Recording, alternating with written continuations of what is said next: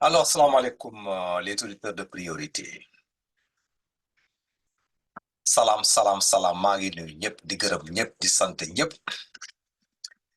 di kontaan lool sur les auditeurs de priorité ñoo xam ne dañuy jël le temps de prêter attention à cette chaîne. Tey damay ñëw fii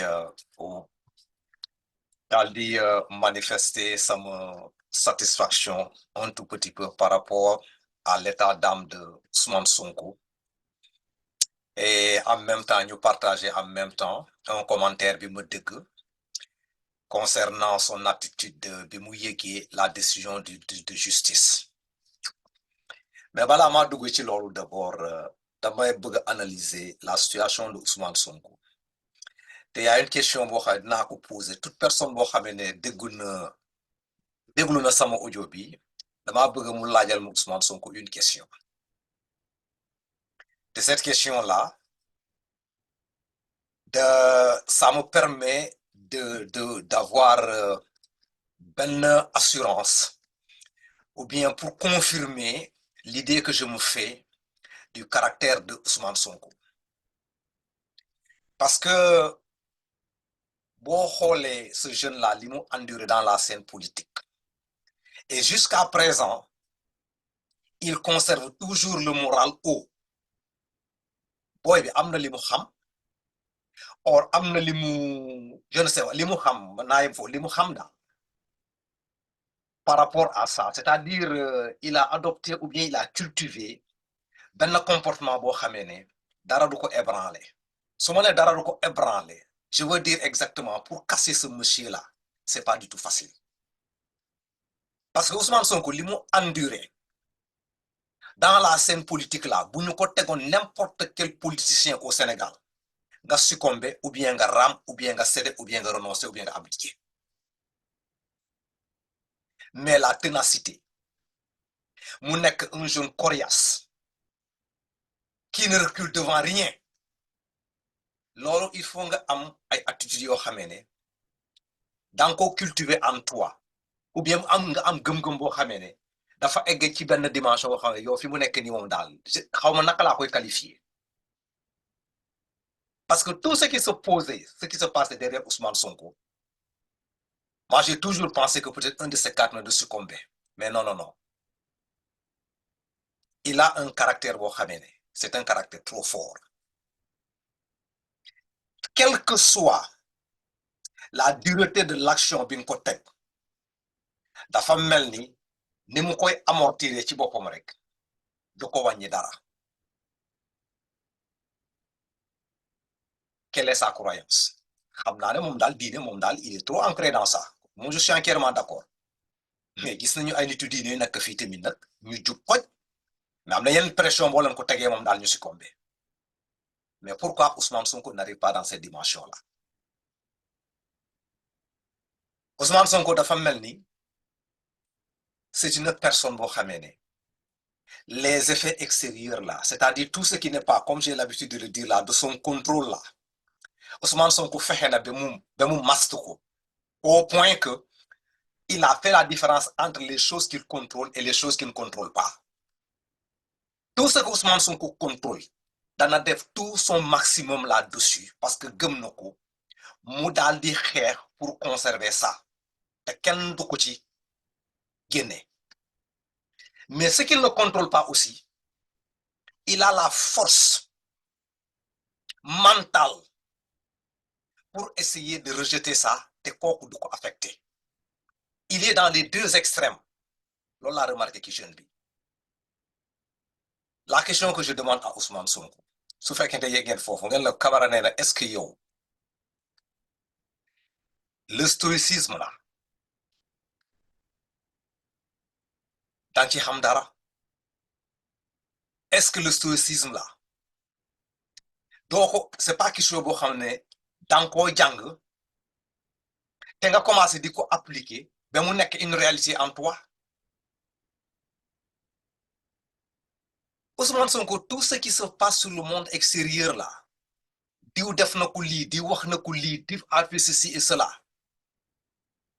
il est toujours resté calme et serein mais su fekkente il doit prendre une décision boo xam moom da koo gëm mu xam lii mën na koo contrôler du ci barga. Ce sont les deux extrêmes là yu ma remarqué ci moom ma bëgg a xam exactement comment Ousmane Sonko a eu comment dirais-je là à matérialiser ce truc là mu nekk une réalité mu nekk une force boo xam mu ngi fi parce que man xam na mais pour l'appliquer c'est difficile. Des choses qui se trouvent à notre contrôle on peut mettre l'accent sur ça, avoir la paix de la conscience, mais les choses qu'on ne maîtrise pas tamit nag su ñëwee ki ñun au lieu de laisser ça passer on a toujours tendance à perdre notre temps là-dessus. ñuy mer fii ñuy xuloo fii ñuy def fii des choses xam ne ça ne va pas du tout ñu nekk dans des commentaires là dépenser suñu énergie sur des futilités.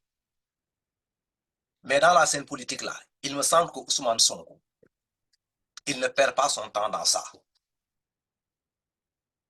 Et dinaa partager bi benn kii la na benn témoignage boo xamee ne un de ces avocats là un vieux boo xam ne dama ko estimer sax respecté ko bu dem foofu ñu laaj ko quel est l'état d'âme de Ousmane Sonko mu joxe des explications ñu daal di ko laaj beneen question comment Ousmane Sonko a vécu le truc là quoi la nouvelle là bi mu déggee nii ça c'était à sa faveur quoi pas bi explication yi mu joxe moom laa leen fi tegal fii daal parce que man dama ko déglu ma kontaan ma bëgg koo partager nag quoi maintenant pour partager ça mën naa ko yónnee mais damay def un commentaire autour de ça pour expliquer encore une fois de plus sama satisfaction bu ma am par rapport à son comportement en prison. Il n'est pas là-bas en train de se lamenter mais au moins comme je vous l'ai dit tantôt c'est un monsieur qui sait gérer ces facteurs là quoi et je ne pense pas que affecté na ko te pas bi loolu la wax fii ci émission bi ñu déglu fii bi témoignage pour def ci Ousmane Sonko quoi à la prison. yéen a ngi gis Ousmane Sonko ay avocat. waaw bi ñu rendre décision bi man dem naa fa man ak maître Bamba Cissé xam naa yeneen avocat tey jii nii fa dem aussi waaw. gis ngeen ko waaw. naka la dundee décision bi. waaw ni mu ko dundee moom yëgul woon sax affaire bi. ah oui. da doon nelaw dañ ko yee. ah bon. ni ko ñun ñu ngi fi donc yëgu ko bi mu ko kiiyee dafa sant yàlla. dafa sant yàlla et puis féliciter avocat mi wax ne c'est pas une victoire. contre l'État, c'est une victoire du peuple. C'est une victoire du peuple. C'est pas une victoire de Ousmane Sonko ou une défaite de l'agence judiciaire ou de l'État du Sénégal. C'est une victoire du peuple. C'est la magistrature qui a dit le droit. Et effectivement, Lola, il était serein. Bon, accolade nañu ñaari avocats yi fa nekkoon mais dafa mel ni après daal yëgaatu ko sax ci yaram. ah oui loolu lu phénoménal la réel loolu moo fa am. il est convaincu tey que dina nekk candidat. ah oui il a toujours été convaincu. il a toujours été convaincu et nous qui le défendons avec parce que lu yàlla tudd kenn mënu ci dara nit ñi dañuy sonal seen bopp di ko sonal. kon moom gëm na ne 2024 day nekk président. ah gëm na ko ñi mu àndal gëm nañ ko aussi te yàlla na ko yàlla def. te mu gën ci réew mi nag. yow bokk nga ci ni gëm ne Ousmane Sonko moo gën ci Sénégal loolu wax nga ko. waaw man dama gëm ne Ousmane Sonko yàlla moo ko defar indil ñu ko parce que fi mu jaar yépp bu fekkoon ay tâche topp ko ñu mën a wax mais yàlla daf ko setal fekk ko ci yu bare ba mu àgg fi mu àgg ku gëm yàlla ku am gis-gis comme ñun xam ne ñun ay mag lañu. gëm nañ ni kii yàlla daf ñu ko defaral pour jox ñu ko ñun chance Sénégal bu Sénégal amee chance moom dana nekk prochain président parce que ñi ko wër ñi mu àndal ay nit ñu set lañu ñu am xam-xam te gëm nañ ni dana dajale ñépp ñoo xam ne am nañ xam-xam ci réew mi mën a liggéey ñu jox leen cër bi ñu leen war a jox teg leen place bi ñu leen war a teg pour ñu liggéey te moom ay affaire revanche yooyu newul ci xalaatu ko sax. fayantoo. xalaatu ko talu ko xalaatu ko daf ko xalaatul. ah oui. wax dëgg yàlla man su ma. jàppalul dara président Macky Sall ak échanger. non au contraire jàppalu ko dara même ñeneen ñi ko doon def ay kii jàppalu leen dara ma ne la gone gi yàlla moo ko defar ni mu mel man de mag laa te gëm naa loolu am naa yàqin ci loolu gëm naa ni kii chance su Sénégal la. waxuma ko nag pour neexal wala pour dara wala pour far wala ma bëgg dara man bëgguma dara lu dul jàmmu réew mi la ñu bëgg pour suñu doom yi ak pour suñu sët yi jàmmu réew mi dañu gëm ne il faut changement am heureusement que président Macky Sall comprendre na ni dafa war a passer la main ñi mu àndal it dañu war a gëm yàlla ñoom itam def compétition normale ki gën ci Sénégal yàlla teg ko fi yàlla na ko fi yàlla teg loolu rek lañ ci mën a wax. Ce sera la dernière question maître Ousmane Sonko tey ci ban état la nekk.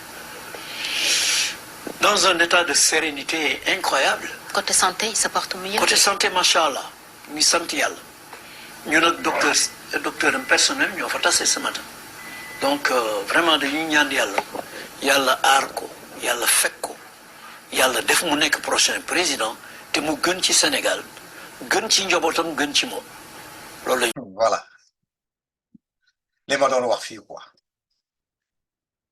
comment Ousmane Sonko a apprécié le truc là quoi le verdict bu génne en sa faveur à part l'accord là qu'il a donné à ses avocats après les retourner purement dans son état primaire quoi.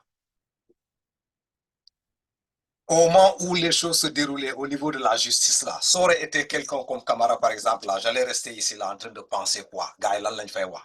Mais on dit qu'Ousmane Sonko n'était même pas au courant, il dormait. Il n'a même pas le temps de penser à ça quoi. Et quand il a appris la nouvelle, il dit quoi? C'est la victoire du peuple. Si Ousmane Sonko le jeu,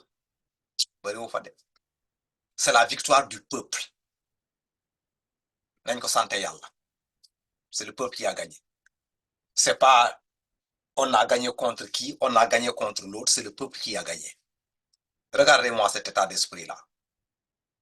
Après, maintenant, on lui pose des questions. Dans son état d'âme, est-ce que pas de témoigner de Ousmane Sonko?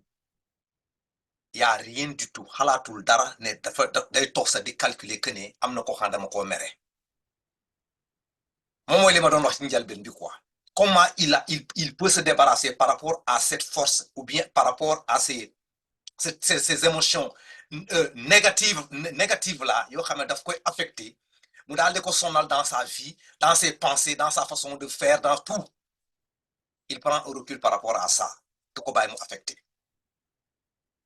Lepp luñu ko tek yanu nako tok. Mais il te regarde là comme quoi, bon, peut-être que ce que tu es en train de lui faire là, tu as un problème, une déformation avec toi, quoi. Mais lui, il ne va pas s'attarder sur ça parce que c'est quelque chose qu'il ne contrôle pas. Donc, boy bi dafa am lo xamé né comme vieux bi nu ko waxé yalla moko défar quoi. Et si le Sénégal a la chance dina nek président. Tabi amna lu mu grand film fu wax. Yalla daf ñu ko yónnee mais su fekkente yónnee boobu mu def Sénégal am na chance dina nekk président kilifa bi wax na donc content lool parce que après avoir traversé ces moments de grève de faim avec tout ce qu'on a entendu dans les trucs là son état de santé inquiétait beaucoup de personnes mais moi aujourd'hui taxaw fii di dégg góor gi di témoigner di joxe espoir par rapport à l'état psychologique et l'état sanitaire de Ousmane Sonko. Je ne fais que me féliciter d'avoir eu cette vidéo là quoi. Kon nak ñu ngi koy ñaanal jamm ki fu mu nekk. Espérant que situation bi du yàgg quoi, légui mu jeex. Kon la gaay ma yem fi ak yéen ci bi li la amoon pour partager ak nit yi joxe sama point de vue par rapport à ça quoi. Jërëjëf.